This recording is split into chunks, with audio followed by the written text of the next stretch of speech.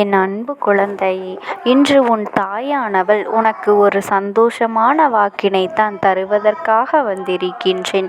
இந்த அம்மா என்னுடைய வாக்கானது சாதாரண வாக்கு கிடையாது. இது உன் அம்மாவினுடைய அதிசக்தி வாய்ந்த வாக்கு. இதை நான் சொல்லி முடித்த பிறகு உன்னுடைய வாழ்க்கையில் உனக்கு நல்ல செய்தி ஒன்று கிடைக்கப் போகின்றது.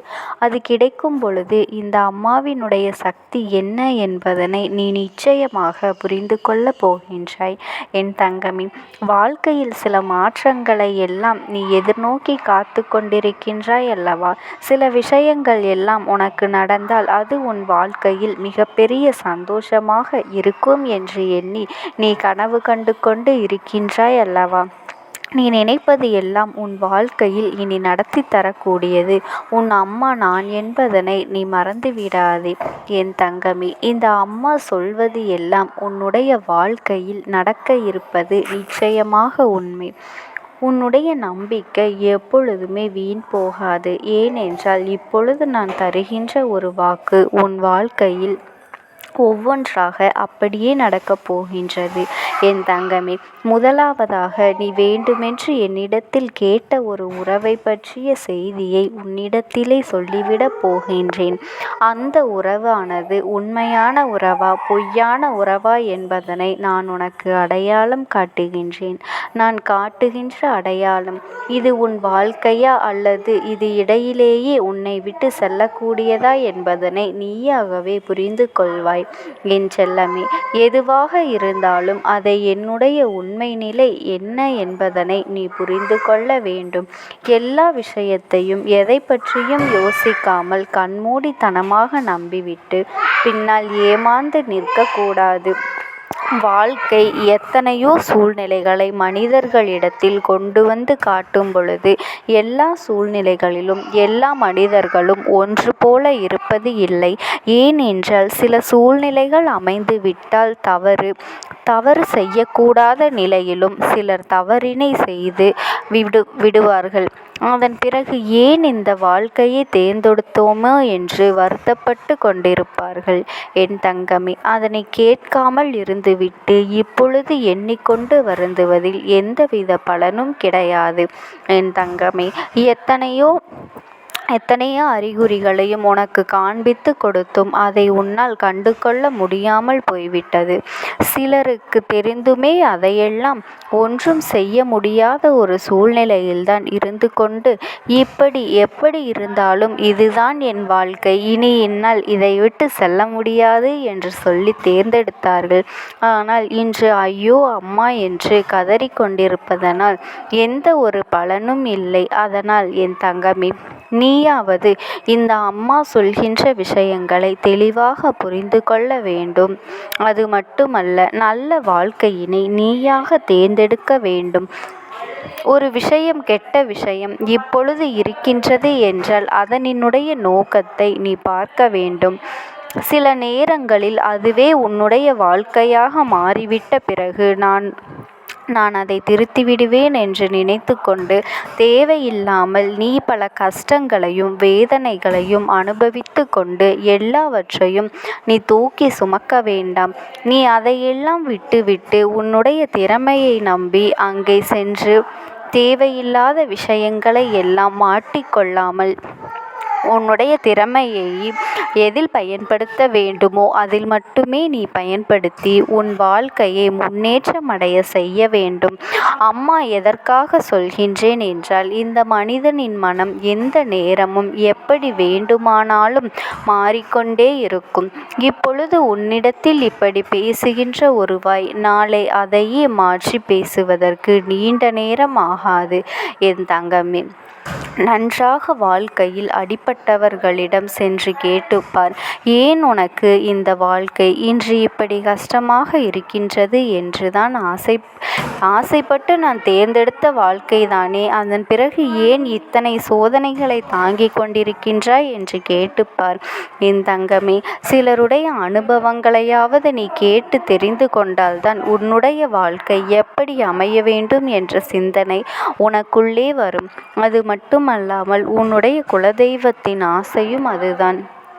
என் தங்கமே, நீ நினைக்கலாம், அம்மா எல்லோருடைய வாழ்க்கையையும் இப்படி இருக்குமா என்று சொல்லிவிட முடியாது அல்லவா? ஒவ்வொருவருக்கும் ஒவ்வொரு விதமான சூழ்நிலை என்று வரும் அல்லவா? என் தங்கமே, சூழ்நிலைகள் தான் வேறு வேறே தவிர பிரச்சனைகள் என்பது ஒன்றுதான் என்பதனை முதலில் நீ புரிந்து கொள்ள வேண்டும். எல்லோருக்கும் இருக்கும் ஒரே பிரச்சனை வாழ்க்கையில் தொடர்ந்து கொண்டுதான் இருக்கின்றது. அந்த பிரச்சனைகளை எல்லாம் நீ எப்படியெல்லாம் எதிர்கொள்ள வேண்டும் என்பதனை முதலில் புரிந்து கொள். அதற்கான மனப்பக்குவம் உன்னிடத்திலே இருக்கின்றதா என்பதனை சோதித்துப் பார். என் தங்கமே, முதலில் நீயாக இருக்க வேண்டும். யாருக்காகவும் உன்னை மாற்றிக்கொள்ளக்கூடாது. இந்த வாழ்க்கை உனக்கு வேண்டுமென்றால் நீ இதை செய்தால் தானே கிடைக்கும், அப்படி இருந்தால் தானே கிடைக்கும், இப்படி கட்டுப்பாடு இருந்தால்தான் நடக்கும் என்று சொல்லும் பொழுது உன்னை நீ மாற்றிக்கொண்டால் நீ நடிக்கின்றாய் என்றுதானே அர்த்தம். உன்னுடைய நிலையிலிருந்து நீ மாறுகின்றாய் என்று வைத்துக்கொள்.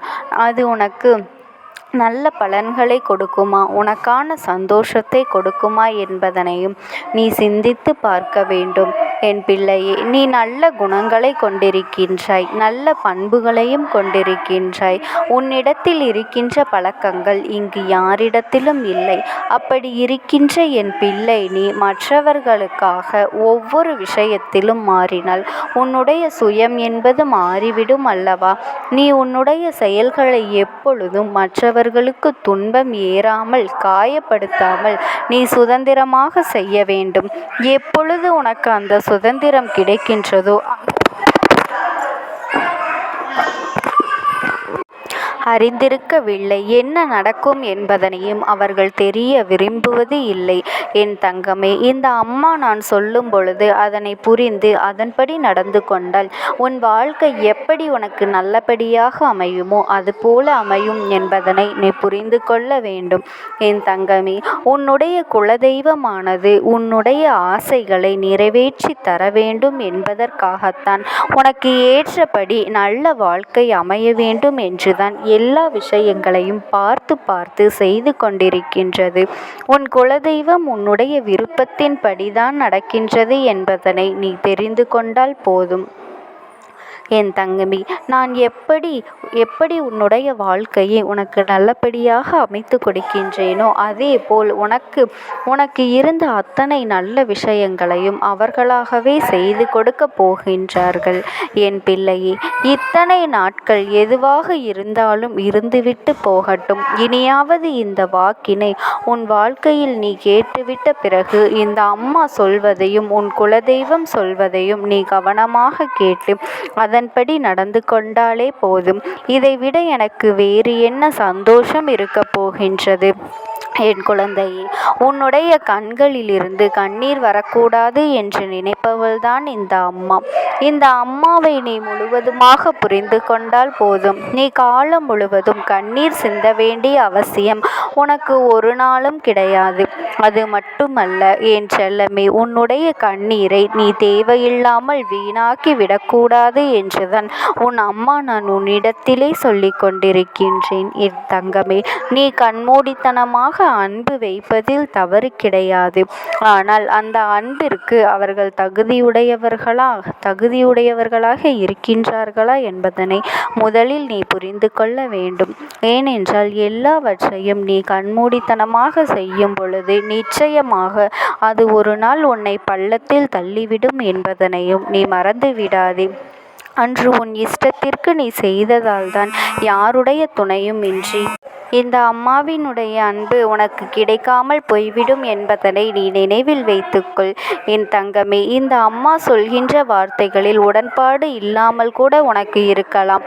நான் என்றுமே உனக்கு நல்லதை மட்டுமே எடுத்து சொல்வேன். உன் வாழ்க்கைக்கு எது சிறந்ததோ அதை மட்டும்தான் சொல்வேன். என் தங்கமே, இன்று உன்னுடைய அம்மா நான் உனக்கு நல்லபடியான ஒரு வாக்கினை கொடுக்கின்றேன். இதை என்னுடைய சத்திய வாக்காகவும் உனக்கு கொடுக்கின்றேன். அதனால் உன் வாழ்க்கையில் உன்னை தேடி வருவதையெல்லாம் ஏற்றுக்கொண்டு உன்னை விட்டு விலகி செல்வதையெல்லாம் நீ விட்டு விலகி இருக்க பழகிக்கொள். எது உன் வாழ்க்கையோ, எது உனக்கானதோ அதை உன்னிடத்தில் நிச்சயமாக வந்து சேரும் என்பதில் எந்த ஒரு மாற்று கருத்தும் கிடையாது. நான் உனக்கானதை உன் கைகளில் கொண்டு வந்து சேர்க்கப் போகின்றேன். நீ ஆசைப்பட்ட கேட்ட வாழ்க்கையை எதுவாக இருந்தாலும் உனக்கு நிச்சயமாக கிடைக்கும். அதைவிட சந்தோஷம் உனக்கு வேறு என்ன தேவைப்பட போகின்றது? என் அன்பு குழந்தைக்கு இந்த அம்மாவினுடைய அன்பும் ஆசீர்வாதங்களும் எப்பொழுதுமே முழுமையாக கிடைத்து கொண்டே இருக்கும். ஓம் சக்தி. ஓம் ஆதிபரா சக்தி. என் அன்பு குழந்தையே, உனக்கான நல்ல விஷயங்களை செய்து கொடுப்பதற்காகவே உன் தாயானவள் இன்று உன்னை தேடி வந்திருக்கின்றேன். இன்று உன் அம்மா ஒரு அவசர செய்தியோடு வந்திருக்கின்றேன். என் பிள்ளையை வணங்கக்கூடாத ஒரு தெய்வத்தை நீ வணங்கி கொண்டிருக்கின்றாய். நீ செய்த இந்த தவறினால் உனக்கு வாழ்க்கையில் பல பிரச்சனைகள் வந்து கொண்டு இருக்கின்றது.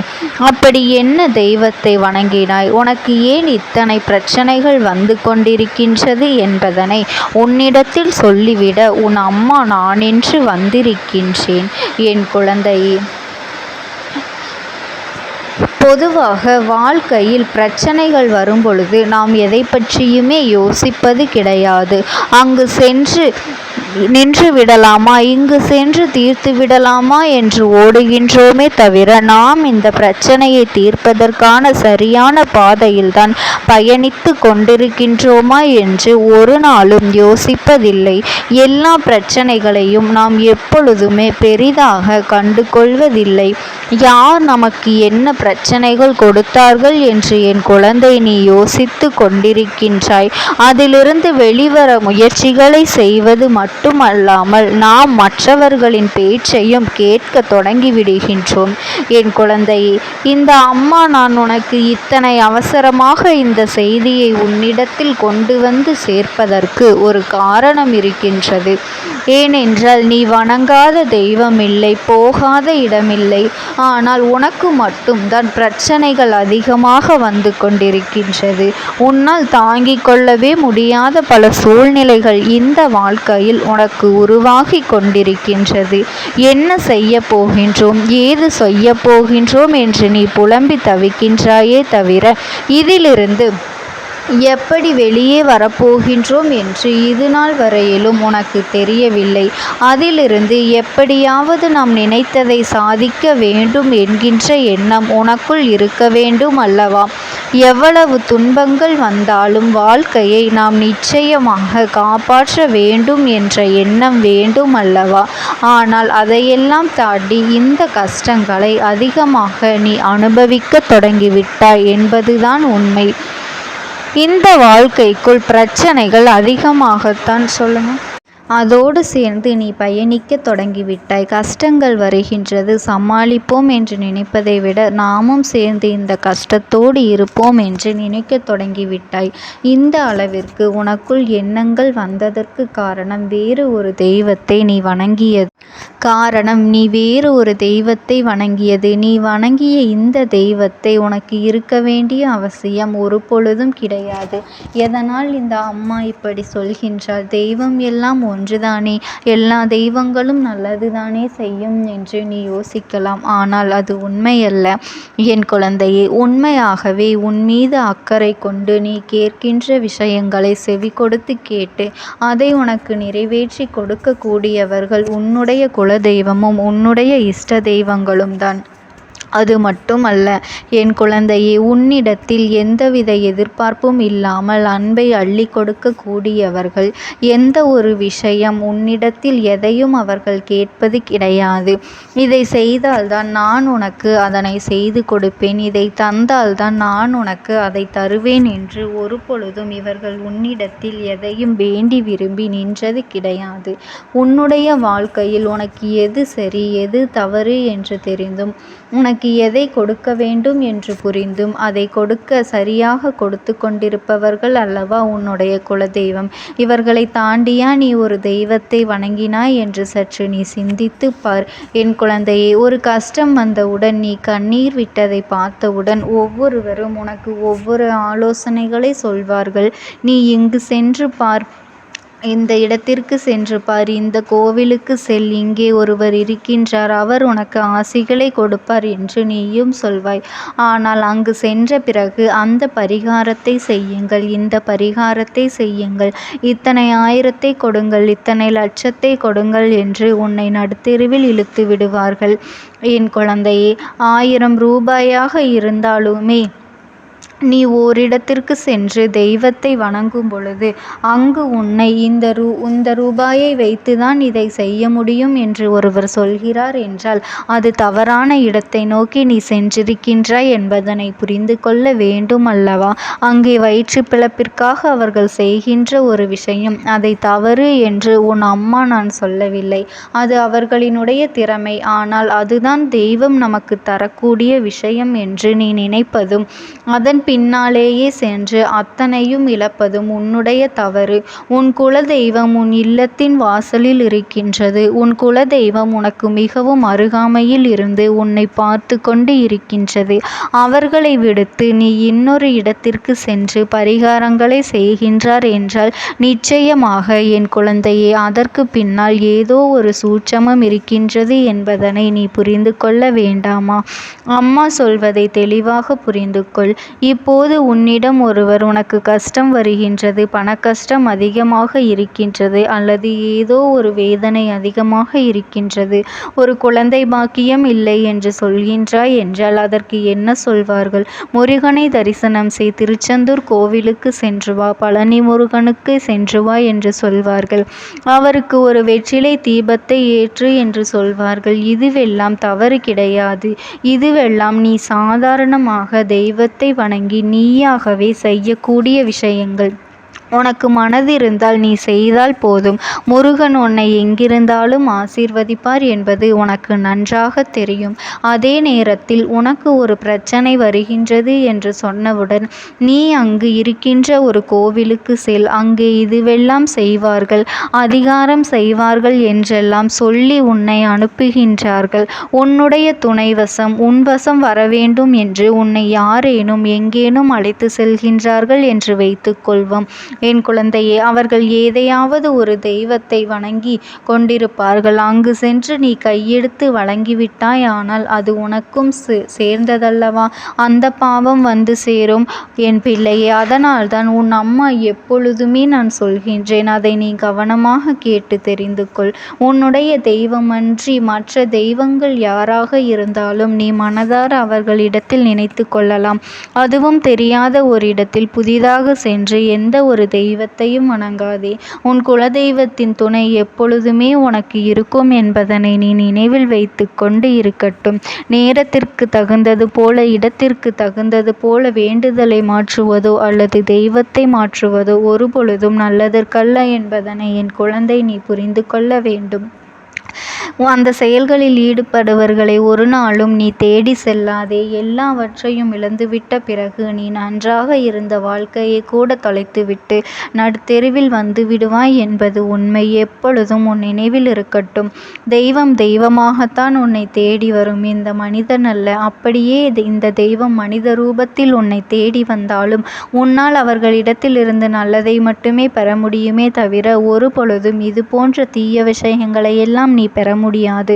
நீயே நினைத்தாலும் அது உன்னை வந்து சேராது. நீயே இப்பொழுது இத்தனை ரூபாய் செய்து பரிகாரம் செய்ய வேண்டும் என்று எண்ணினால் கூட அதை உன்னால் செய்ய முடியாதபடிக்கு அந்த தெய்வம் செய்துவிடும். என் தங்க குழந்தையே, நான் சொல்வதை நீ கேட்டுக்கொண்டாய் அல்லவா? இனிமேலாவது இந்த விஷயங்களை எல்லாம் கடைபிடித்து நீ வாழ வேண்டும். என் தங்க குழந்தைக்கு இந்த தாயானவளினுடைய அன்பும் ஆசீர்வாதங்களும் என்றென்றைக்குமே முழுமையாக கிடைத்து கொண்டே இருக்கும். ஓம்